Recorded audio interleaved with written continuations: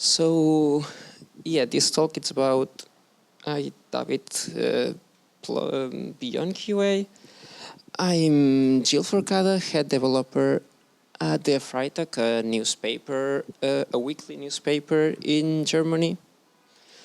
We have our website on Plone, and through the time that I've working in there, we have seen few things that were working, things that were not working. So this is more or less a bit of some ideas about what I found that improves our quality while delivering. So the agenda will be more or less like that. Please get in.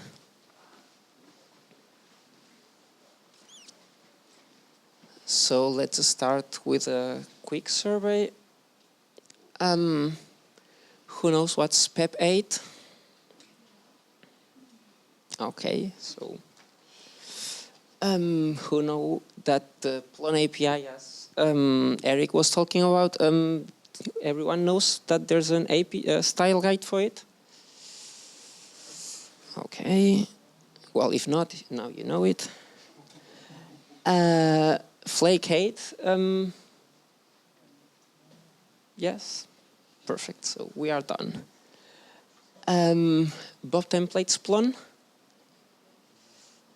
Okay, well, so it's for this one, it's a skeleton generator for Python projects, meant for Plone. Plone recipe code analysis. Cool. Basically, it's a Plone recipe or a recipe that you put on build out so that you can run all sort of QA tools on it. Continuous integration, the practice of running things continuously. And what's a lazy sysadmin and why do you will need one? Isn't that the same? Sorry? Isn't that the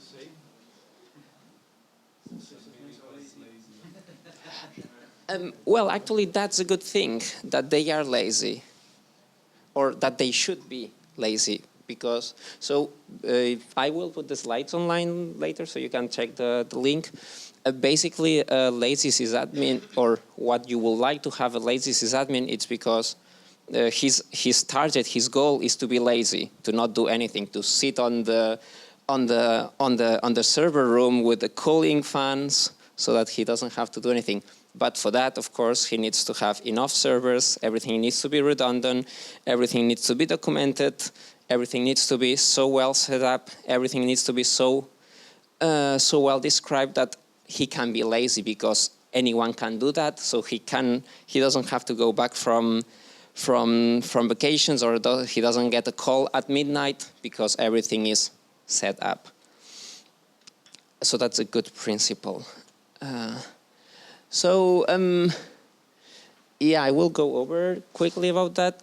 So basically, I had a problem at my work where I couldn't really work with one of my colleagues. Just that, yeah, anything that was produced by this coworker was just not good enough. I basically had to constantly redo everything that he was doing. Maybe test was working, maybe the functionality was there, but not in the quality that one can expect or would like to expect, and especially after explaining. So, yeah, basically I burned out. I was so much frustrated. It more or less felt like a cheese shop. So you ask for something and yeah, it's a cheese shop, but it's not there. So at the end I said, well, let's stop the burning. Let's find a way out of it. One could argue that, well, that's personal tastes. That's one thing that one like to think it's that others don't like. So Probably it's a bit of like bike shedding, more or less. And basically, that was at the time of doing the reviews. Whenever something was finished, usually you review the other's code, and that's when the QA comes in. So it was basically, instead of spending the review time doing what it's supposed to be done, so for reviewing to looking what's the problems, what can be the where the bugs can be found, it was just basically a fight over the style, a fight about how to do things, about the fight about how to place things. So at some point I say, okay, stop, I will not complain anymore. But of course, I still wanted to have quality. I still wanted that whenever I have to go hack that code again, change because the requirements change, so that I have to change the code there, I'm able to do that. I don't have to throw it and redo it again. So as I was saying before with the lazy sysadmin, the way for it's just let the machines work for you. Let the tools tell you. Let the hardware, let the continuous integration tell you all the things. So, well, what's QI in this sense? That test passing, sure, that's more or less what I think nobody in the Plone community doesn't agree that. So right now, nearly all the pull requests that we create on GitHub are passed through Jenkins. So that's QA. That's good. Code as adhering to a style guide. That's QA. Sure. We have a style guide now for Plone. So that's something that we should keep. And I was so glad to hear that the mockup project make sure that the code is always adhering to the style guide, because at the end, if you have a style guide but you don't use it, you can just take it away. For me, QA basically is, well, I missed a question mark here. For me, QA, it's basically asking why. So why did you do the changes this way? Why did you add this new build-out part? Why did you split the CSS this way? Because once you step back from the code, once you step back from the specific line codes, and you look at the big pictures, maybe this new functionality that you added, it's not meant to be in dexterity or in Plone dexterity. Maybe it's meant to be yet another package. Maybe it's maybe not. Maybe you created a new package and it's meant to be there so that the functionality is kept.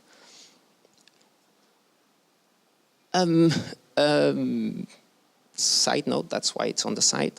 There's a really nice article about how one of the NASA teams works so to produce perfect code so that it doesn't have any single bug.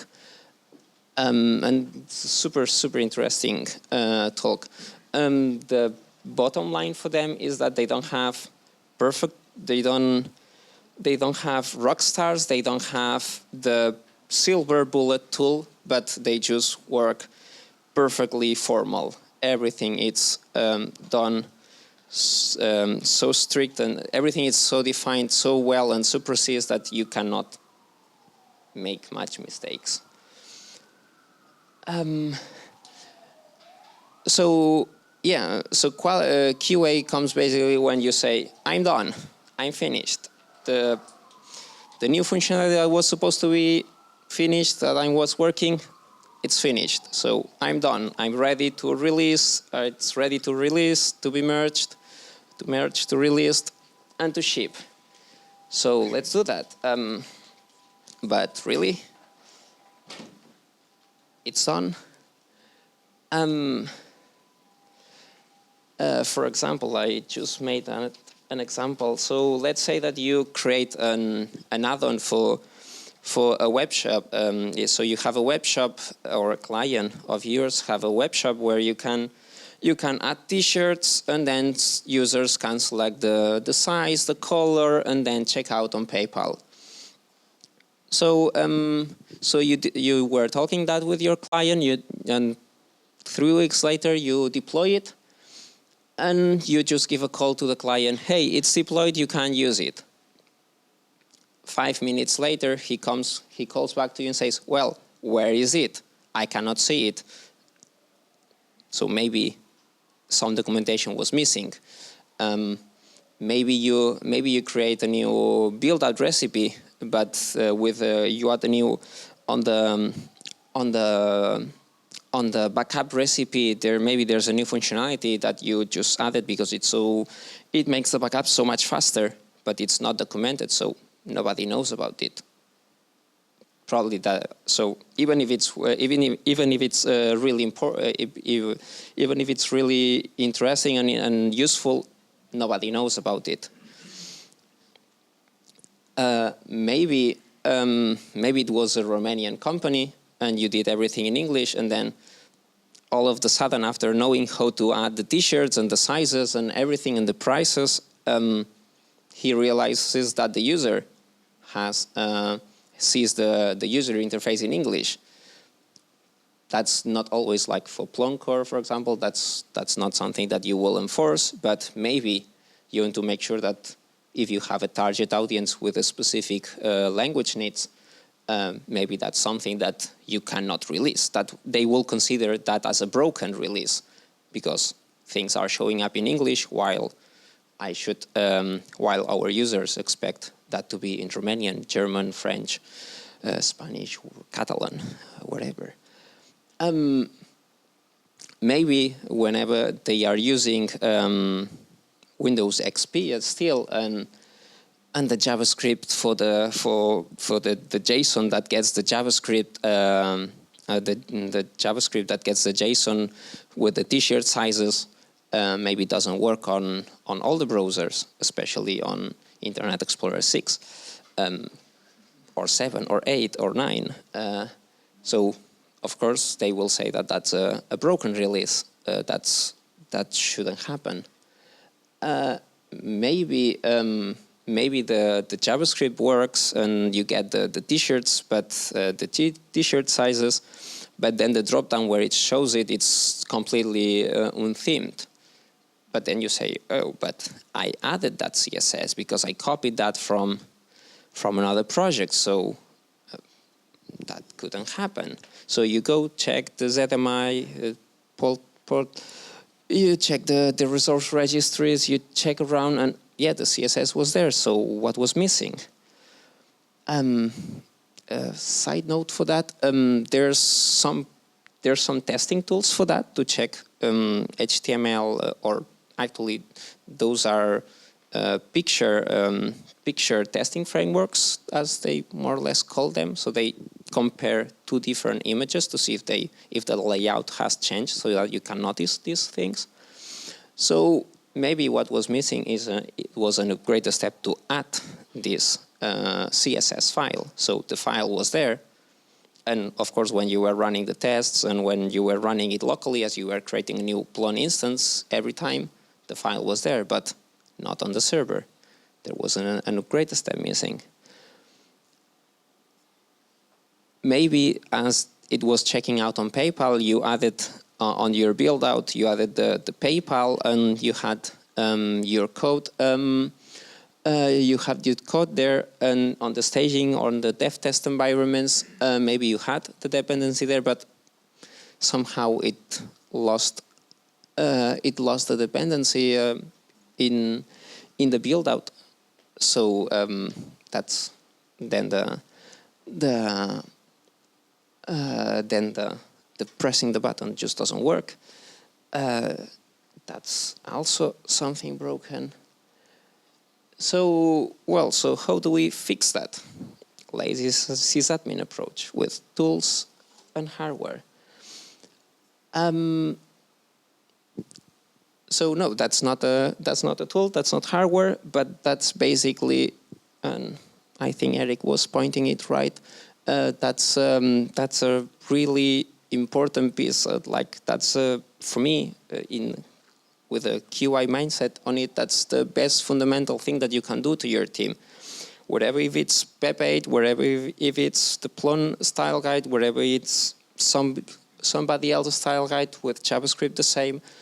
The best thing that you can do for your team is say, this is our style guide. This is how we want the code to look like, how it has to behave, how things need to be defined. Then you just, when you go back to the why you are doing things, then you have that's because. But the best style guide that you can have is not a nice paper that it's either 1 page or 100 pages, but one that's coded. One that you can use, one that it reports to you if things are the way are expected or not. For example, our style guide at the Freitag, it's easy, it's simple, it's fast to check, and it's actually just one single line. It's Plone recipe code analysis, the recommended extra. That's our style guide. Everything that Plone recipe code analysis says that it's an error has to be fixed. If it doesn't complain, back to the stop sign, you just don't complain. If it's something that you want to be that way or that other way, instead of complaining that has to be this way, just make Plone recipe code analysis say it. If not, it's just bike cheating. Like you like imports to be this way, the other ones the other way, just agree on one and set it there. Use flakeate. I mean, it's used through it's used already through Plone recipe code analysis, but just make sure to look at all the extensions that flakeate has. Maybe Plone recipe code analysis, the recommended set is not enough for what you want. There's lots of really useful flakeate plugins. Creating a new flakeate plugin is super easy. I will show you one later. And on top of that, doesn't matter that you have flakeate, doesn't matter that you have Plone recipe code analysis if it's not run. Please use CI. Either be Jenkins, there's Travis, there's Drone.io that I think you can even install in your own machines, or Jenkins anyway. Please use CI and keep improving the continuous integration system, because it's the more time you spend on it, the less time you will have to be bothered while you are working. And especially for newcomers, that could be like that could be uneasy. Like, okay, I've done my first pull request. Is it good enough? Is it not good enough? Is it what people expect? Will they reject it right away? Well, at least if we tell them this is our style guide, this is the way that you can check it, then at least they will know that at least the basic minimums. Maybe the approach is not right, or maybe there's other things, but at least, and even for seasoned developers, you always make mistakes. If somebody is already telling you, then you don't have to even bother anyone. The code will be however the others expect, or the team expect. So how can we even improve that situation? So as I was saying, that's the background code. It's 20-something lines. That's a flakeate plugin. Of course, it's needed. It's missing the setup pie and all the boilerplate, but that's a single plugin. With just 20 lines, you can do something that will help all the other all the other team members know what you are expecting, what has to be, or how do you expect the code to look like. This one, for example, it's the flakate coding, which is adding this. Well, so it's adding this. It's making sure that all the Python files have this header. Stupid thing that will not break anything, will not do anything wrong, but if your style guide says that everything has to have it, instead of having to say, hey, can you add the stupid line on top? No, this is already telling you, oh, you are missing it. Our toolbox is huge. Our toolbox, in the Python ecosystem, there's lots of tools that can be used. CSS Releaser, Z3C Dependency Checker, iSort, or whatever. There's lots of tools. So again, as the lazy sysadmin that I was telling before, just be sure to check that what's available, what can be used with all of the more tools that you are on your toolbox, the better the less you will have to care yourself that you are doing things right or wrong, because the tools will tell you. So basically, you are free to do whatever you please. You choose code, and then the tools will tell you. And I I said, another side note. iSort, that's extremely useful Python distribution. It's basically sorting imports. That's, I think, it's nothing related to Apple. And basically, it has so many options that you can sort your imports in so many ways that it was not sorting as we want in Plone API style guide, so I just added the bits for it. So now, something that nobody will ever do, so we have an agreement on how the import should look like in Plone, but nobody went to the 300 packages and changed them, because nobody will open like 2 to 3 or 4 or 5,000 files and just sort them manually and check that they are correctly sorted. This tool is doing it automatically. It has already a mode that just changes it. So something that never, ever anyone here will do can be done within a sprint, can be done with 1 day with 5, 6 persons. They just can go through all the distributions and change it. Best thing, if we ever decide to change how we want the imports to look like, we just need to fix iSort to do that this way, and again, 1 or 2 days of changing it. Of course, if this tool was not there, it will not make any sense to keep changing the way we want to it. But we already have lots of tools. We have Git. We have our build out. We have lots and lots of powerful tools, which the more you master them, the more you know about them, the better you can do your job. As I was saying before, for example, these flakehate plugins are not on Plone recipe code analysis standard set or the recommended set, but most of them for other projects, or because your team decided that the naming of the functions and classes has to be like Pep8 says, which we don't do because of SOAP dependencies. But then you could enable the flakehate naming plugin, or you could say that you want all your methods and packages and classes to be to have docstrings. There's something that checks for that. You don't need to complain to the others that, hey, please add the docstring here. That can already say so.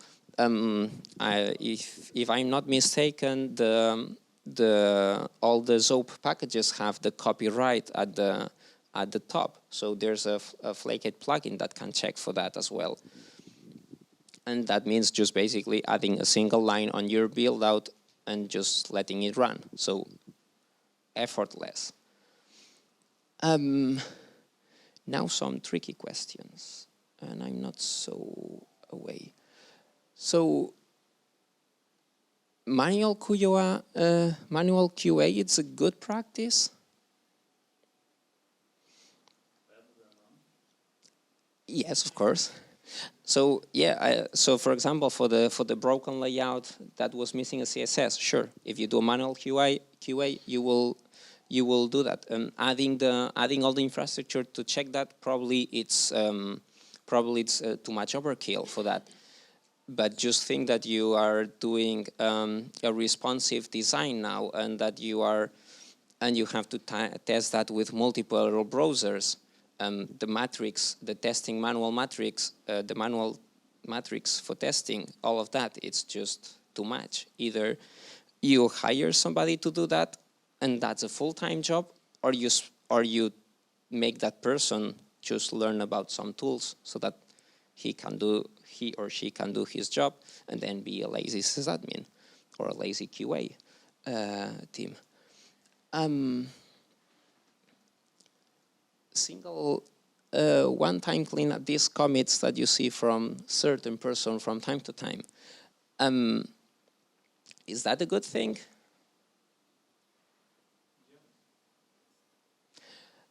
Well, it's this etc for me. It's missing one thing. So I mean, sure, doing PEP8 cleanups, the UTF headers. Not sure what it means, but readability. But well, it's more readable. But something that's not PEP8 related. You shouldn't fix any other issue within this commit. Well, sure, that's another valid point, that you should do one thing at a time. I'm really picky at that, actually. No, but what the thing that I'm missing here, or the thing that I miss here, is that, okay, this is merged, so it's still not, but this is merged. But next time I do a commit which totally breaks it, who notices that? Who knows it? So if you are doing cleanup, if you are cleaning your code, but you are not adding the necessary tools to check that this is not broken anymore, that's a bit pointless, because next month there will be yet another PEP8 cleanup, which is something that you most probably don't want to spend your time adding UTF headers. You probably don't want to spend your time doing PEP8 fixes. You just want to get rid of them and be sure that they never, ever get back in.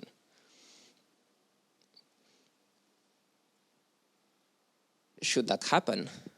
Is it okay that, or will anybody care that, as we were saying before, that a PEP8 error does say that the CI says that it's a failure?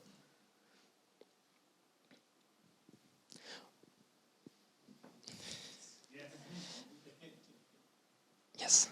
Well, then why do you say that your style guide is PEP8? If you are able to break it and nobody cares, or nobody notices, or nobody fixes it, why do you have it? Let's remove it. Let's mix ZOP code style with our code.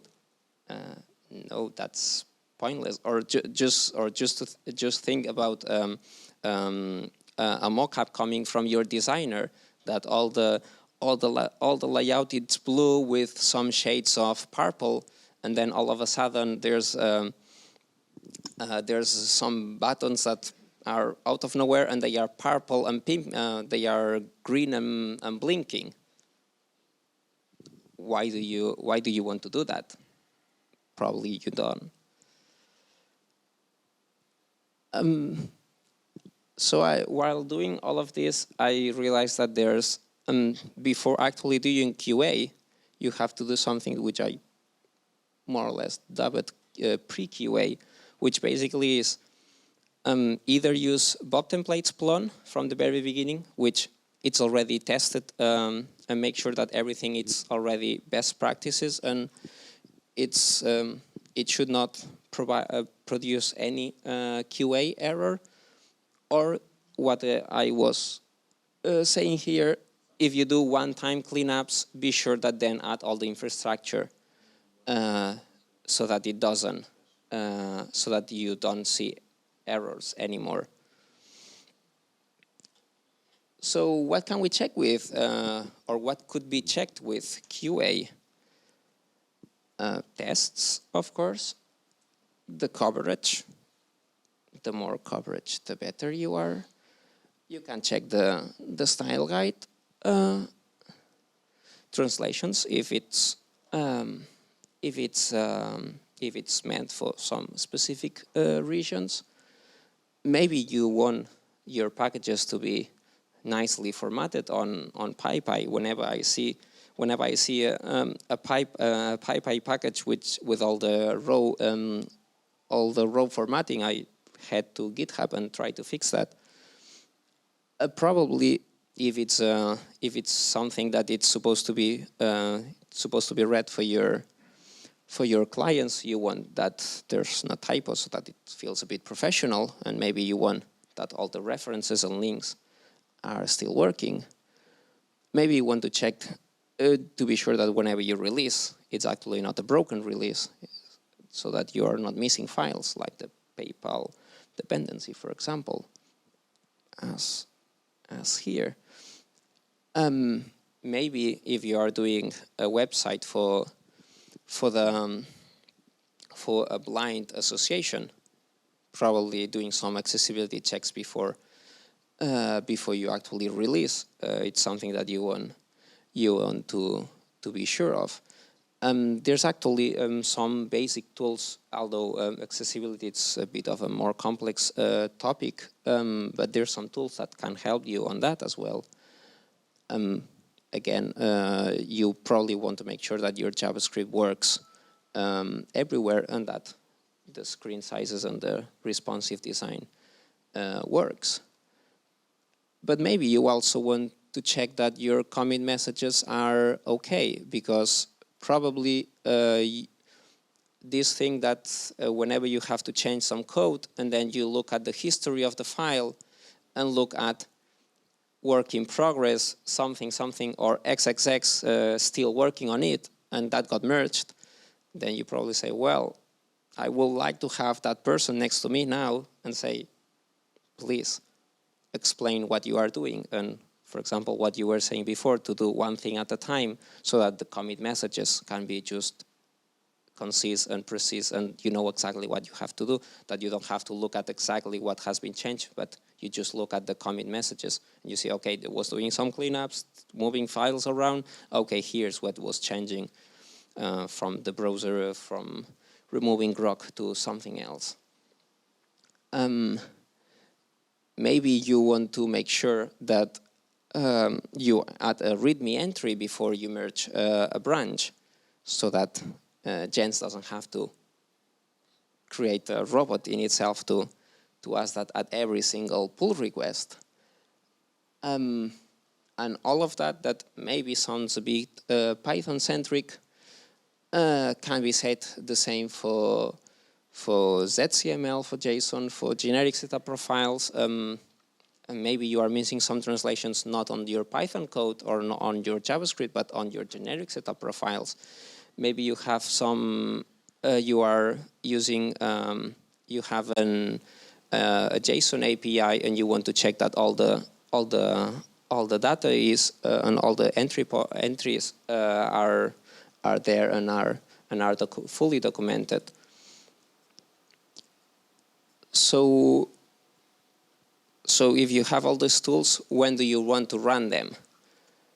Manually, for example, that should be always an option, that whenever you feel the need, you can check what's if your code or if your packages are in a good shape. Maybe as as a pre-commit hook, and this ADD, I call it, what was that?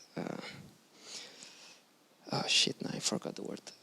Later, we'll come back. Maybe before a release, you want to make sure that everything is okay. But as probably Eric will not agree, is that he will not mop the floor with all and every single packages before doing a release. So if we do that on our own, in our pre-commits, maybe then the release will be faster. Probably you want to run all your CI in a global integration job, like our Plone 5 or Plone 4.3 package jobs in Jenkins. But maybe looking at the whole forest as in the global CI integration, maybe that's a bit too much. Nobody will ever look at the 10 megabytes report about all the QA errors currently in Plone, which is actually true. But maybe you want to have one package per distribution so that you know that, okay, I want to fix that, so I just go there and fix it. So some ideas, and I think I have to hurry a little bit. So keep the level, if you are making a change and you already know it and you already see it, nobody else sees it, but you already know what has to be changed, what has to be fixed.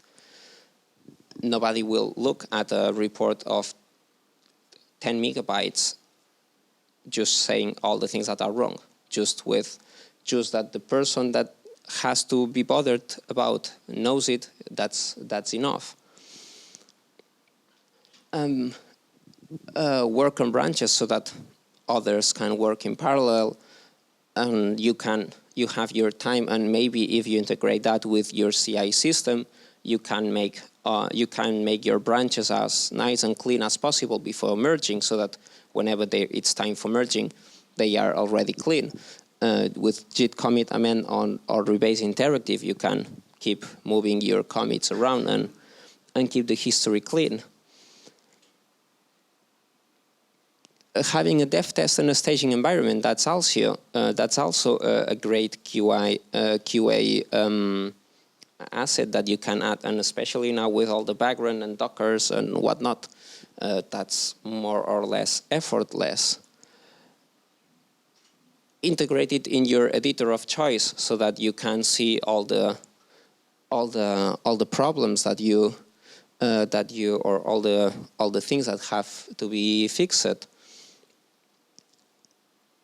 And once you have all these tools and you have all this infrastructure, you can set some goals. Like, for example, as I was saying before, these 10 megabytes, I created the Jenkins job that runs. It's in jenkinsplone.org, so you can all of you can see it and look at it. This Jenkins job that basically just runs Plone recipe code analysis recommended set. It's producing a 10 megabytes output of things that have to be fixed to make our code follow Plone recipe code analysis guidelines, which more or less is the Plone API style guide. So a goal could be to fix that for 5.1 and then enforce it. Another problem is that we are adding dependencies on our distributions, and we are not declaring them in setup.py. So all of a sudden, something that should be all of a sudden you are just pulling one package, but then in reality you are pulling 300, and by the setup.py doesn't look like that. So I also created another job that just checks for that. There's this package Z3C Dependency Checker that checks it. Zool, it's a package. It's a system done by the OpenStack team that basically doesn't allow you to merge. So it basically prevents you to talk to master. You cannot push anything to master. Only Zul can push it. And basically you'd send the changes to Zul. Zul runs CA, and if CA says, yeah, everything is fine, then it automatically merges. Because that's another problem that we have now. I make a pull request now, I run Jenkins, and 2 hours, 3 hours later, somebody merges that because tests were passing. Well, but maybe somebody else made another commit in master, which breaks my tests. But of course, as these tests haven't been run again, we don't notice, and then we have a broken master, and Timo is not happy. Yeah, maybe that's a way. So without knowing how our code looks and how things are, we cannot possibly ever think about moving to Plone 3, to Python 3. If we have so many, if we agree on the best practices and the way that we have to do it, then the position of a release manager, which is always like, okay, that's the most brilliant person in the community, or that's the most knowledgeable person in the community, and that's why he has to do the release because he knows all the details. That's broken by the CI system. Well, the CI system already can tell you if it's everything okay or not. Of course, that's a long shot. That's lots of things that have to be taken care. But if we automate all of that, then anybody in this room could be the one triggering the button and make Plone 6. Or we could even do that by Jenkins. Jenkins could do already the releases. So just quick takeaways, because I think I already run out of time. So please, no more by cheating. Just use linters. Don't do manual things. Make CI work for you. Always look for things to improve.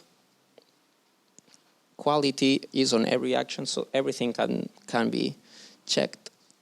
Try to either do a one-time conversion or use best practices packages from the very beginning, which that will enable that at any point you can do refactorings without massively breaking things. And that also enables others to do all the changes without you having to be the one having to take care of everything. So that's it. Questions?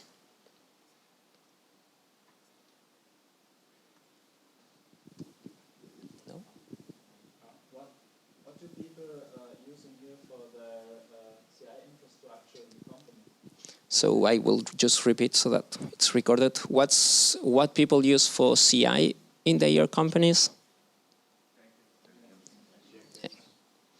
Well, raise the hands to who is not using Jenkins then. Okay.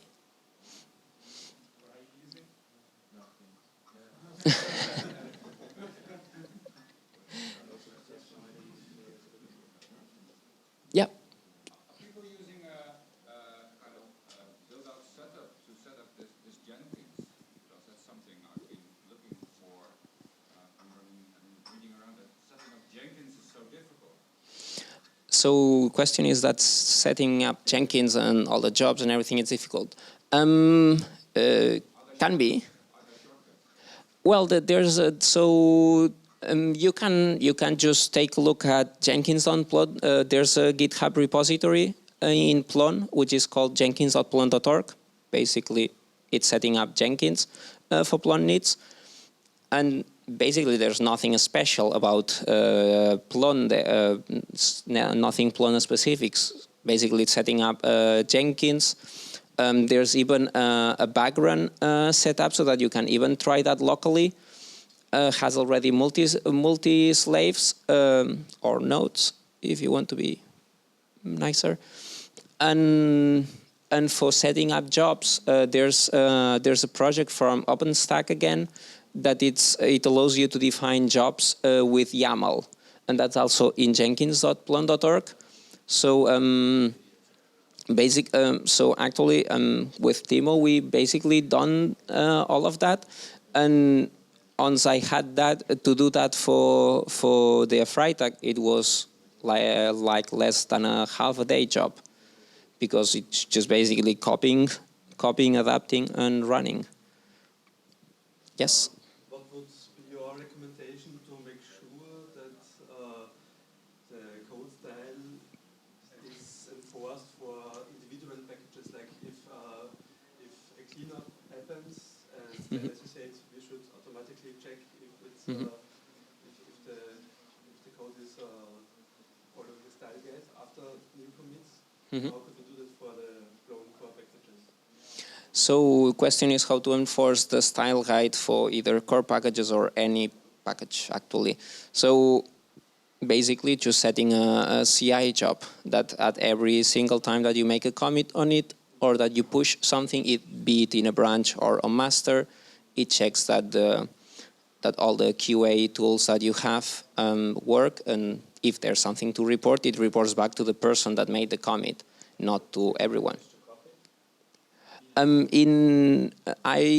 haven't.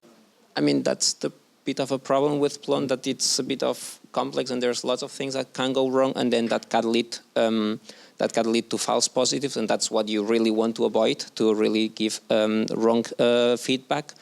But on Jenkins Plone.org, there's already a lot of single packages jobs that at every single commit check things. So far, it's not enabled that it reports back to the users or to the committer, but that can be turned at any single time.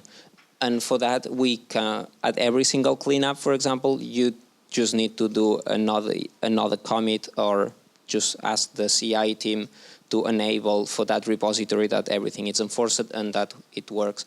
It needs a bit more testing, but it's. I mean, it's right now it's so simple that you just need to add a single line on a file and run and upload that to Jenkins. Yeah. More questions? Okay. So thanks.